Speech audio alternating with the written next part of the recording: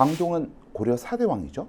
해종, 그 다음에 정종을 거쳐 광종이 됐는데, 여러분들 해종, 정종 때는 왕권이 불안정했죠. 태조의 결혼 정책 결과입니다. 그러면 광종은 지금 당면한 과제가 왕권을 강화하는 거거든요. 먼저 노비 안건법부터. 이 후삼국 통일 과정에서 원래 양민이었는데 호족들에 의해 가지고 노비가 됐던 사람들이 많아요. 왜? 호족들은 일종의 전리품으로서 사람들을 노비로 많이 만들었거든요. 그러면 노비는 호족들의 재산이잖아요. 그러면 경제적 기반이 될 거고, 유사시에는 군사력으로 동원할 수도 있습니다. 그래서 광종은 호족 세력들을 약화시키기 위해서 불법적으로 노비가 됐던 사람들을 심사해서, 안검, 심사해서 이들을 양인으로 환원시켜주는 정책을 추진하게 됩니다. 그러면 양인들이 많이 늘어난다는 것은 결과적으로 세금을 내는 사람들이 많아진다는 것을 의미할 거고, 결국 국가의 재정이 탄탄해지면서 왕권이 강화될 수 있겠죠. 광종 때에 이르러서 후주라고 하는 나라에서 귀한 쌍기라고 하는 사람이 건의를 해가지고 과거 제도가 실시가 되거든요. 물론 과거의 종목은 문과도 있고 잡과도 있고 승과도 있고 여러 분야가 있긴 하지만 가장 중요한 것은 문과일 겁니다. 이 문과는 유학적 소양 능력을 바탕으로 해서 선발하는 시험이거든요. 그러면 유학에서 강조하는 게 충, 효.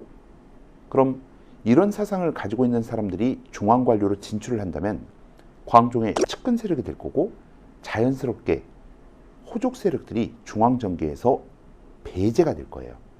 결국 과거제를 통해 광종이 얻고자 하는 것은 유학적 소양 능력을 가진 사람들을 중앙관료로 선발, 호족 세력들을 정치계에서 배제시키려고 한 겁니다. 이것을 신, 구 세력의 교체를 도모하였다. 신구 세력의 교체를 도모하였다. 이렇게 평가를 합니다. 자, 그러면 어떤 색깔의 공복들이 있었는지 네 가지 색깔입니다.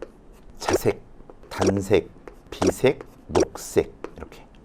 자, 단, 비, 녹. 자색은 자주색이겠죠? 그 다음에 녹색은 녹색이겠죠? 근데 단색과 비색은 전부 다 붉은색이거든요. 근데 단색은 짙은 붉은색, 비색은 상대적으로 옅은 붉은색이라고 생각하시면 돼요. 자, 다시 광종 때 네 가지 색깔의 공복이 마련되었다. 자, 단, 비, 녹. 자, 그러면 독자적 연호가 나옵니다. 이 두 가지는 반드시 기억하셔야 되겠네요. 광종시기에 사용했던 독자적 연호, 광덕과 준풍. 다시 광종시기에 사용했던 독자적 연호, 광덕, 준풍. 자, 그리고 황제국에 걸맞게 개경을 황제가 사는 도, 황도라고 지칭을 합니다. 다음 서경 있죠. 평양. 이 서경을 서도라고 지칭을 합니다. 자, 다음 주현 공부법이라고 하는 게 있는데요. 이 주현 공부법은 지역 단위로 세금을 할당을 하는 거예요. 그러면 국가 입장에서는 할당한 세금만큼을 거둘 수 있으니까 국가 재정이 안정화가 되겠죠. 자, 그리고 송과의 통교를 통해 거란을 견제하고자 했으며 경제 문화적 선진화를 도모하였다. 일단 광종 때 송과 통교하였다. 이 부분을 기억해 주십시오. 나중에 대외관계 가시면 다시 한번 언급을 할 겁니다.